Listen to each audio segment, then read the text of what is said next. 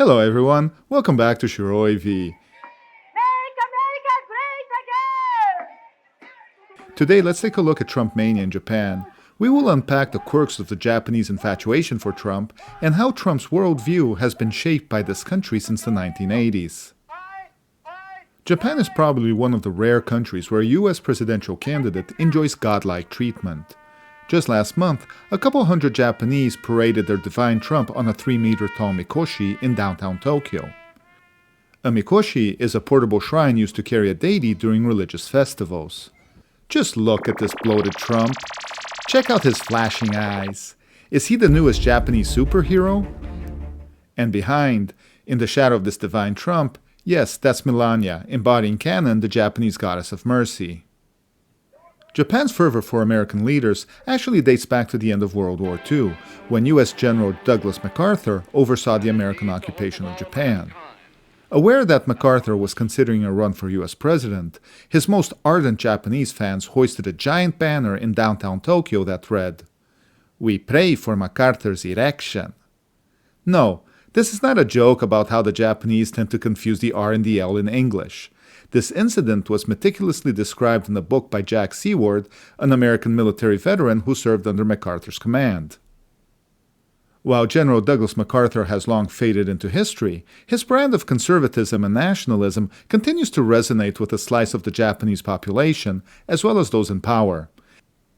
That's how MacArthur won the support of the Japanese back then, and that's what Japan now values in Trump.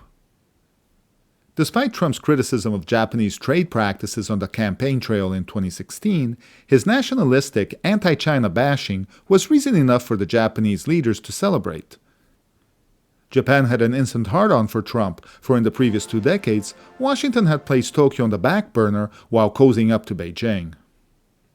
Right after being elected in 2008, President Obama showed how much he cared about Japan by dispatching this guy to Tokyo as the new ambassador. No idea who he is? No need to sweat, neither did the Japanese. Anyhow, this John Doe guy, John Roos, was among the earliest and biggest check collectors for Mr. Obama's presidential bid. The ambassadorship in Tokyo had officially been downgraded to a thank you gift for fundraisers, just like the one in the Bermuda Islands.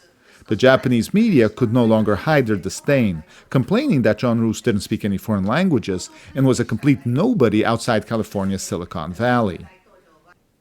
By contrast, Obama's ambassador to China, John Huntsman, was a high-profile businessman and former governor of Utah, who spoke fluent Mandarin Chinese. 班门弄斧，关公面前耍大刀。 Imagine how the Japanese feel about this, particularly after all the reporting on Huntsman. "This is a real slap in the face for Japan," commented the National Review on Obama's "I don't give a rat's ass" ambassador appointment. Then Trump came to the rescue, determined to steer away from the pro-China stance of his predecessors. The Japanese felt that they could finally rise again and snatch back the heart of their longtime ally. Just a few weeks after Trump's election victory that year, the then Japanese Prime Minister Shinzo Abe wasted no time and dashed in lightning speed to Trump Tower before any other head of state to congratulate the president-elect and build trust. Only a couple of months later, guess who was once again an early bird for Trump's inauguration? The following month, the whole world watched Shinzo Abe squeeze the sweetest smile during the longest and most uncomfortable handshake in history. Who else could have acted like such a masochist had it not been for true love? Now you may exchange hats. You're almost Santa, but only Santa can make me happy. It's not right.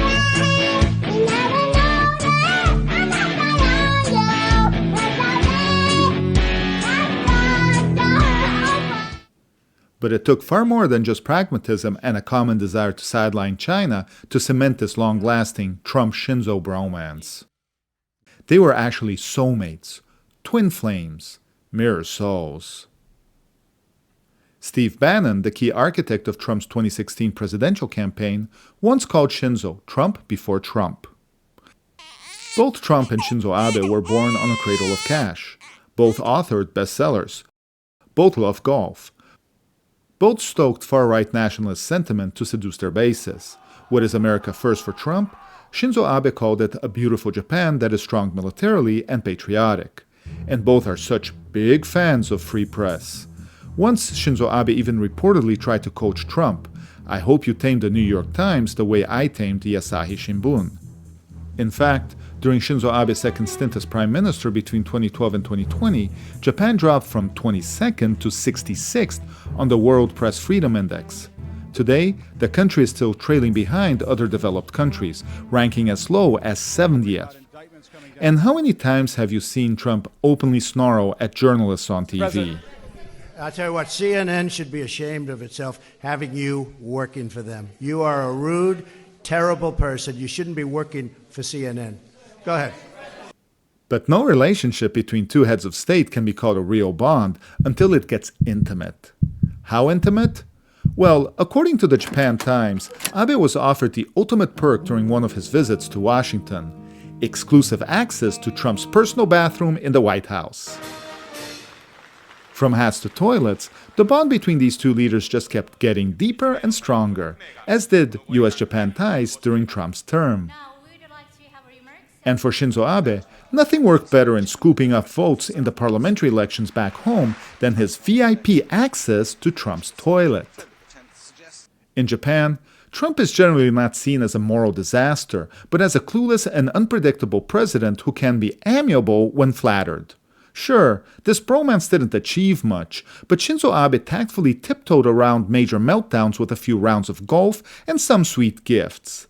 Even with Trump's occasional jabs about how Japan's trade practices were not fair or sustainable, he believed that with Shinzo Abe, it will all work out. Japanese politicians aren't the only ones drawn to Trump like metal to magnet. Many of his like-minded supporters in Japan can hardly resist his charm. When the results of the 2020 US presidential election came in, a series of protests sprouted in major cities across Japan. On the eve of Joe Biden's inauguration, a well-behaved stop-the-steal procession snaked through the streets of Japan's capital. A defiant protester explained that, "It may be hard to get our voices heard in the US, but we wanted to show that it's not just in the United States, but many people in Japan are also supporting President Trump. We all chanted together so that our voice can fly over the Pacific Ocean and reach the United States." Interestingly, even some disgruntled Chinese joined the rally to support Trump's confrontational diplomacy towards Beijing. Trump's diehard supporters in Japan are only about a quarter of the population, so let's not kid ourselves, they are hardly a majority. While Trump enjoys dishing out criticism toward China, a staggering 74% of Japanese don't trust his judgment in handling foreign affairs, according to the Pew Research Center. But even among those 74%, Trump's pop star status can sometimes be too hard to resist. In fact, his gourmet choices piqued their appetite. On a cloudy morning in early November 2017, scores of Japanese lined up outside a burger joint in downtown Tokyo after Shinzo Abe took Trump there for lunch. Everyone wanted to taste the same Kobe Jack cheeseburger that the US president had savored. The restaurant owner then had the brilliant idea of rebranding it as the President Trump set. The locals just couldn't get enough of Trump. The lines outside the burger joint stretched so long that the Trump burger sold out in no time. Imagine if Trump had charged royalties on those burgers. See, when Trump rolls around in Japan, he doesn't have to worry about anti-Trump protesters. No inflatable orange baby floating above a sea of angry Brits in Parliament Square. No four-armed puppets conjuring up Nazi vibes while banners scream, "Ban Trump in the Philippines." And definitely no anti-Trump signs photobombing selfies at the Eiffel Tower. In contrast, here in Japan, Trump can bathe in adulation, present the world's largest trophy to a sumo champion, calmly meditate over a serene koi pond, and rub shoulders with royalty. While Japan has always relied on the US as its strongest ally, Trump's views on the country tend to fluctuate like a seesaw, swinging between affection and hostility since the 1980s. Oh, the 1980s. Japan's turbocharged economy stirred panic among Americans. Businessmen like Trump freaked out that Japan would undermine US economic supremacy. Made-in-Japan products flooded US retail stores. Japanese car manufacturers made their way into the American Midwest, and Japanese real estate developers gobbled up prime US properties. Trump, who had already risen to the status of national celebrity, joined the chorus of American politicians and businessmen that bashed Japan for manipulating the global free trade system. In an interview with the late Phil Donahue in 1987, Trump warned that, when I see a total ripoff of this country by Japan, where they literally have no defense budget, where we have to borrow money from them in order to get them oil. But as Trump was roasting the Japanese on television for preying on the American economy, he was also rolling out the welcome mat for them. His book, The Art of the Deal, became a bestseller in Tokyo. His casino and real estate businesses flourished with Japanese investments. Trump's conflicting take on Japan molded his understanding of global commerce and diplomacy, or in the words of Dartmouth professor Jennifer Miller, Trump was the product of the US-Japanese relationship in the 1980s. Throughout the past 3 decades, Trump has continuously insisted that the Japanese should pay more for US troops stationed in Okinawa. But as the winds of the global economy changed direction, Trump found a new target: China. Trump is now back on the campaign trail, waging an all-out battle to take back the White House. Will a post-Shinzo Abe Japan be able to enjoy another 4 years of honeymoon during a second Trump term? Averse to risk by nature, the Japanese government has been thinking ahead and acting fast. Former Japanese Prime Minister Taro Aso met with Trump in New York earlier this year, trying to revive the Trump-Shinzo Abe bond. And Sunao Takao, the Harvard graduate interpreter for Shinzo Abe who mediated communication with Trump, has been placed on reserve for responsibilities focused on Washington. But with the new Japanese Prime Minister Ishiba Shigeru, there's really no need for Japan to be overly worried about it. There's plenty of strong indications that Ishiba and Trump might bond as well, and here are some hints. Both are political flip-flops. Ishiba once left the ruling Liberal Democrat Party. When he returned, he faced scorn of his colleagues who branded him a traitor. Trump used to be a registered Democrat. He even donated to Hillary Clinton's Senate campaign. Both are controversial political outcasts. Trump was a businessman, and he uprooted the Republican Party as he vowed to drain the swamp. Likewise, Ishiba's a maverick, a firm believer that eagles and hawks don't flock. And both are allergic to foreign languages. Ishiba only speaks Japanese, and Trump only English. Last but not least, both know how to shine on a stage. If we put them together on the international stage, what kind of action drama will unfold for Japan? Some Japanese are hopeful. Just a few days ago, the Trump Mikoshi resurfaced.